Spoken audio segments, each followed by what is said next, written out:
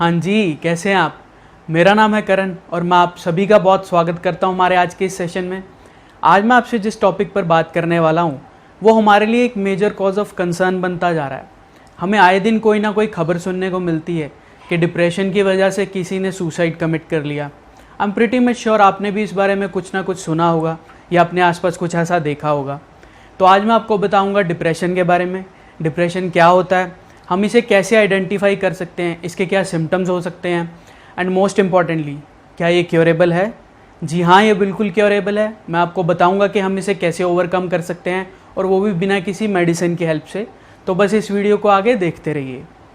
दोस्तों, हम सभी ने कभी ना कभी सैडनेस को एक्सपीरियंस किया होता है जब कभी हमारे या हमारे किसी लव्ड वन के साथ कुछ बुरा हो जाता है।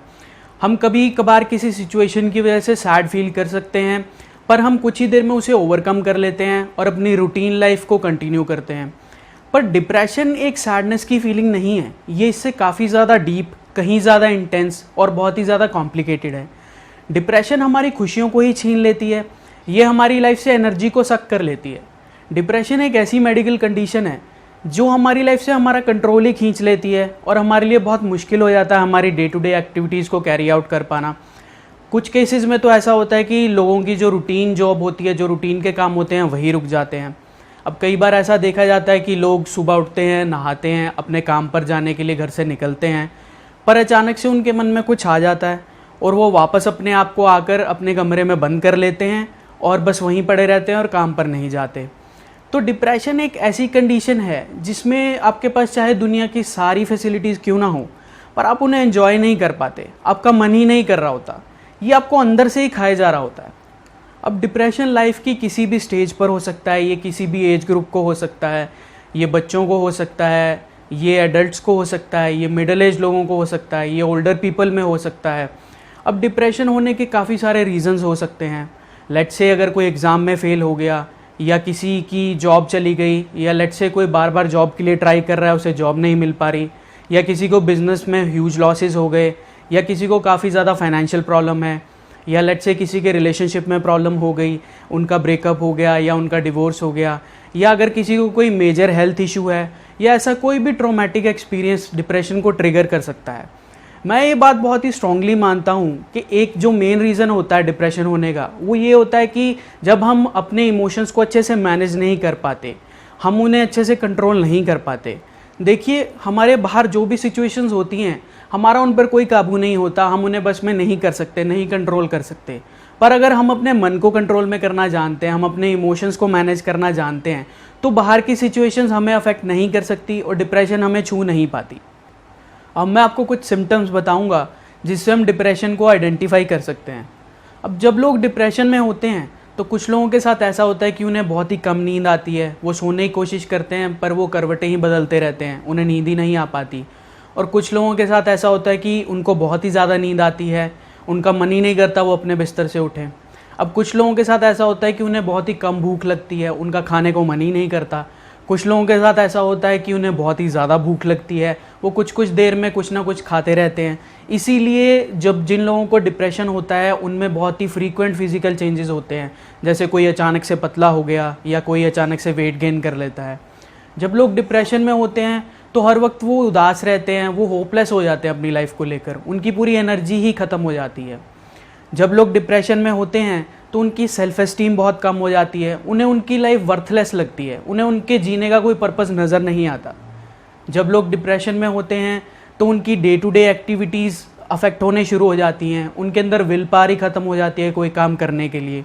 जब लोग डिप्रेशन में होते हैं तो वो खुद पर ही डाउट करने लग जाते हैं, डिसीजन मेकिंग उनके लिए बहुत ही मुश्किल टास्क हो जाता है, उनके लिए छोटे से छोटा डिसीजन ले पाना भी बहुत मुश्किल हो जाता है, उनकी कंसंट्रेशन पावर बहुत कम हो जाती है। जब लोग डिप्रेशन में होते हैं तो वो सोशलाइज करना बंद कर देते हैं, वो चाहते हैं कि हर वक्त वो बस अकेले रहें, चाहे उन्हें कोई अगर बुला भी रहा हो तो वो जाना पसंद नहीं करते। जब लोग डिप्रेशन में होते हैं तो वो हर वक्त इरिटेटेड रहते हैं, या वो गुस्से में रहते हैं, या वो बहुत ही इम्पेशेंट हो जाते हैं। जब लोग डिप्रेशन में होते हैं तो उनकी थिंकिंग बहुत ही नेगेटिव हो जाती है, हर वक्त उनके माइंड में नेगेटिव थॉट्स चलते हैं और उनके माइंड में सुसाइड को लेकर भी थॉट्स आने लगते हैं। और कुछ लोगों के साथ तो ऐसा भी होता है कि वो एक पल में हंस रहे होते हैं और दूसरे पल में वो रोना भी शुरू कर देते हैं।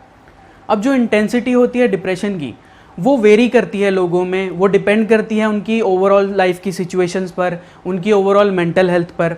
अब जिन लोगों को माइल्ड डिप्रेशन होता है वो लोग औरों के सामने तो एक फेक बिहेवियर पोर्ट्रे कर लेते हैं, इन सिम्टम्स को आने नहीं देते इतना ईजिली, वो उन लोगों के सामने तो हंसते रहते हैं, पर डीप डाउन वो जानते हैं कि something is not right with them.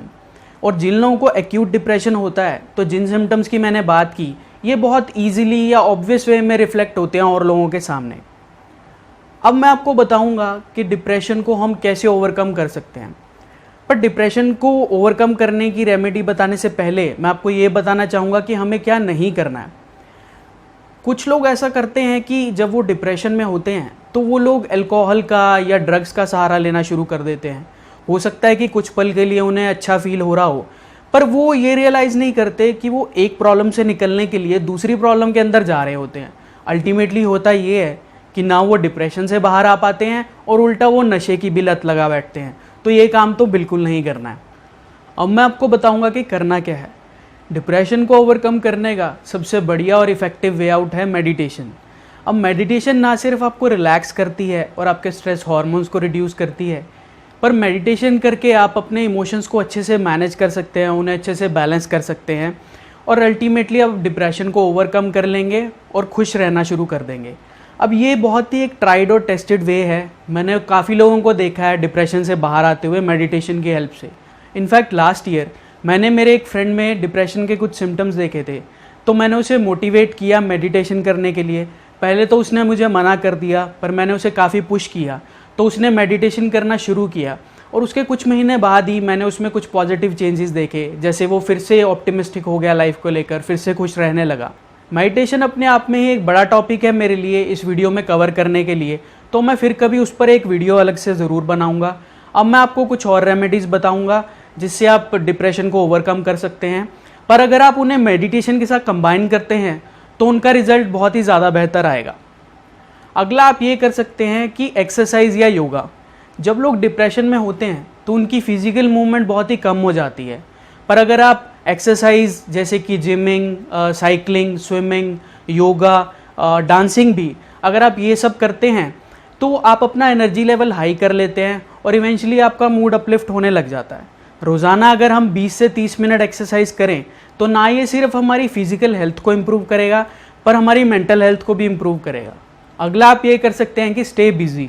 हम सभी जानते हैं कि an empty mind is a devils workshop. तो जब लोग डिप्रेशन में होते हैं तो वो ओवर थिंक करते रहते हैं और उनके माइंड में नेगेटिव थॉट्स चलते रहते हैं, जो कि अल्टीमेटली डिप्रेशन को बढ़ा ही रहा होता है। पर अगर आप किसी तरह से अपने आप को बिजी रख पाएँ, अपना कोई पैशन फाइंड आउट कीजिए या अपना कोई पर्पस ढूंढिए लाइफ का, और ये भी नहीं तो जैसे कोई हॉबी हो आपकी या कोई चीज़ जिसे आप पहले करना एंजॉय करते थे उसे करके आप अपने आप को बिजी रखिए। अपने लिए छोटे छोटे गोल सेट कीजिए डेली बेसिस पर और उन्हें अचीव कीजिए। जैसे आप उन्हें अचीव करेंगे ये आपको एक सेंस ऑफ फुलफिलमेंट देगा।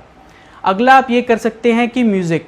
अब मुझे ये बताने की ज़रूरत नहीं है कि म्यूज़िक कितना सूदिंग हो जाता है और कितना रिलैक्स कर देता है हमें। अगर आप कोई म्यूज़िकल इंस्ट्रूमेंट बजाना जानते हैं तो नथिंग लाइक दैट, पर अगर नहीं भी तो आप म्यूज़िक सुन सकते हैं।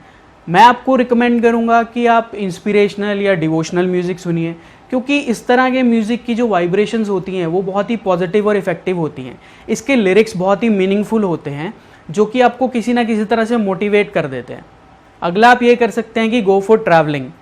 ट्रैवलिंग क्या करता है कि जब आप किसी नई सिटी में जाते हैं तो आप बेसिकली अपना एक मोनोटनस रूटीन को ब्रेक करते हैं, एक नई एनवायरनमेंट में जाते हैं, आप नए लोगों से मिलते हैं, एक नए एटमॉस्फेयर में होते हैं, जो कि अल्टीमेटली आपके मूड को अपलिफ्ट करता है। अगला आप ये कर सकते हैं कि स्टार्ट राइटिंग।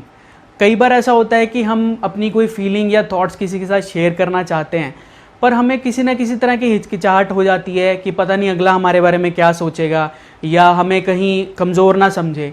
तो आप क्या कर सकते हैं कि अपने थॉट्स को, अपनी फीलिंग्स को लिखना शुरू कर सकते हैं। ये आपको उसी तरह की फील देगा जैसे आप किसी के साथ कुछ शेयर कर रहे हैं, अपने मन की बात कुछ शेयर कर रहे हैं।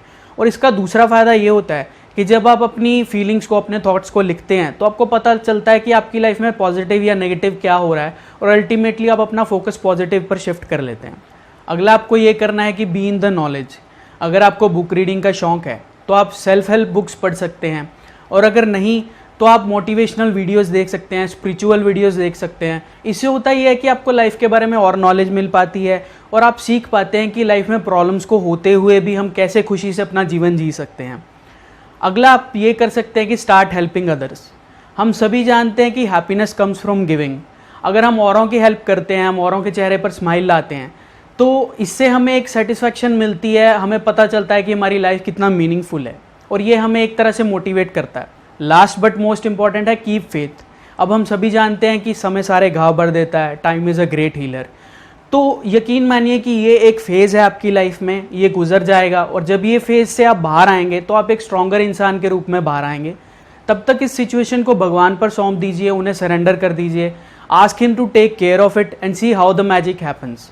अब मैं इस बात को बहुत ही स्ट्रांगली मानता हूँ कि depression is just like any other illness, पर कई बारी लोग इस बारे में खुल के बात नहीं कर पाते। उन्हें किसी ना किसी तरह की झिझक होती है, उन्हें लगता है कि सामने वाला उन्हें जज कर लेगा या उन्हें कमज़ोर समझेगा।